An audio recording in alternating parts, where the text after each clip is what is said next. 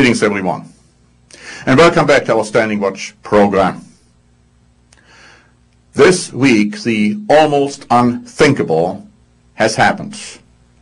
I'm talking about food shortage and food rationing in the United States, the most powerful and most blessed country in the world, prosperity-wise. If you have followed the news, you know what I'm talking about. I'd just like to give you some highlights from the press. Here's an article which was published in the New York Sun on April 21.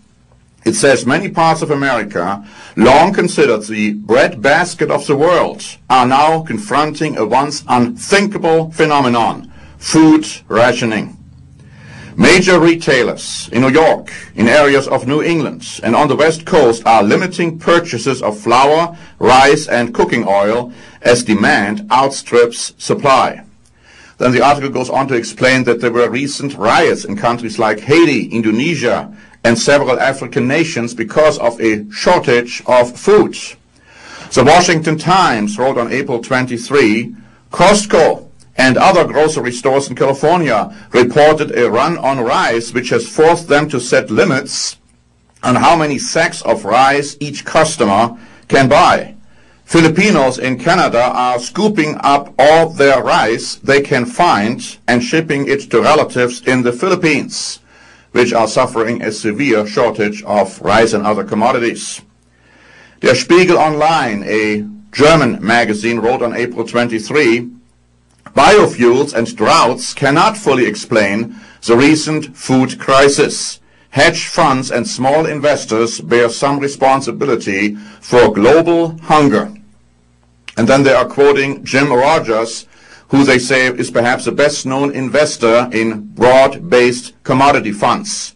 And he is quoted as follows, unless something happens soon, we will see people not getting any food at all at any price. This is the sort of thing we read about in history books, but now I am afraid that it could happen again.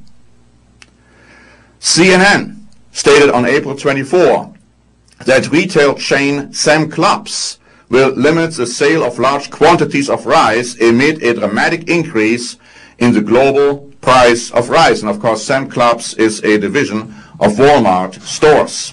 And then finally, let me also quote to you from the Los Angeles Times, which published an article on April 24 saying, prices for many foods, including beer, bread, coffee, pizza, and rice, are rising rapidly as the nation contends with its worst food inflation since 1990. How did we get into this mess, my friends? How can we possibly explain that the most powerful and most prosperous nation in the world will have to face food shortage?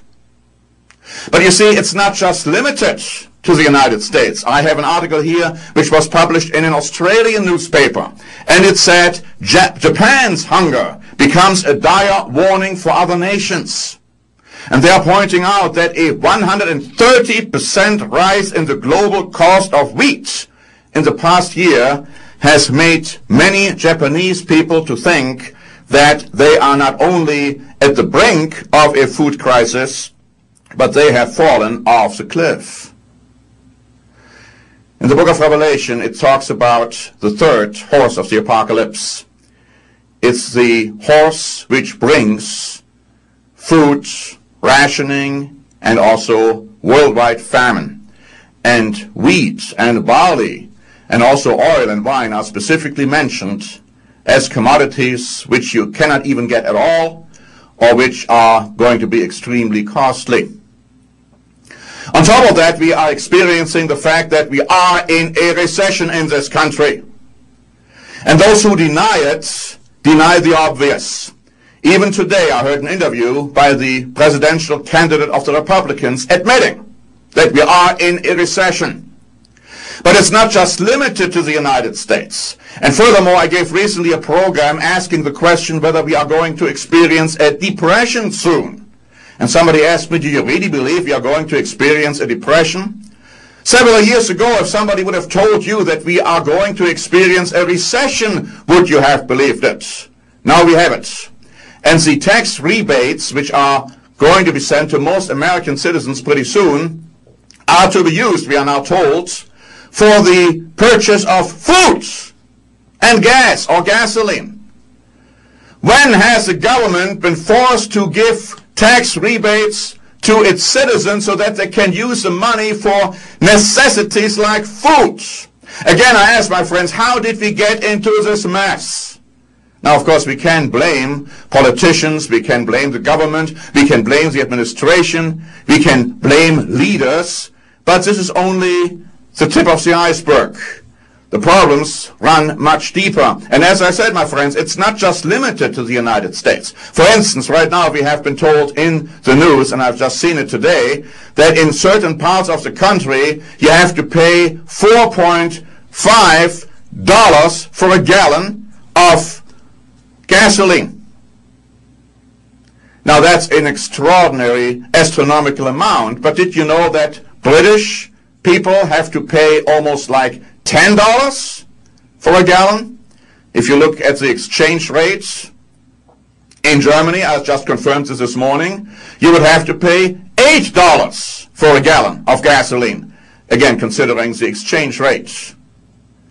The crisis which happened regarding the banks in the United States had such a ripple effect on other countries, and maybe I shouldn't even say ripple effect, it was more like tidal waves coming to the shores of Europe and of Britain and of China and of other places. And so, could a Great Depression come worldwide? Yes, absolutely. The Bible tells us that if a people pleases God, God will bless that people. And He will bless them with prosperity and with security. And there won't be any enemies taking over the country. It is perhaps sad that one particular minister recently was quoted who has made some comments which apparently were not done with the most appropriate language, and then one Democratic candidate, quote-unquote, was forced to distance himself from that minister. But let me just say that he had a point. I was recently told that a white, high-ranking governmental official stated in a private meeting with journalists, and I haven't been able to confirm that in writing because I couldn't find an article reporting about that meeting. But he allegedly said that God will not bless this country any longer in the future, and we are going to experience tremendous problems. I don't know whether this governmental official said those things, but he could have. Because the Bible says that when we don't live in the way which is pleasing to God, He will withdraw His blessings. And we won't have financial security. And we won't have financial prosperity. And we will be attacked by our enemies. September 11th was a wake-up call, my friends. But many are still sound asleep.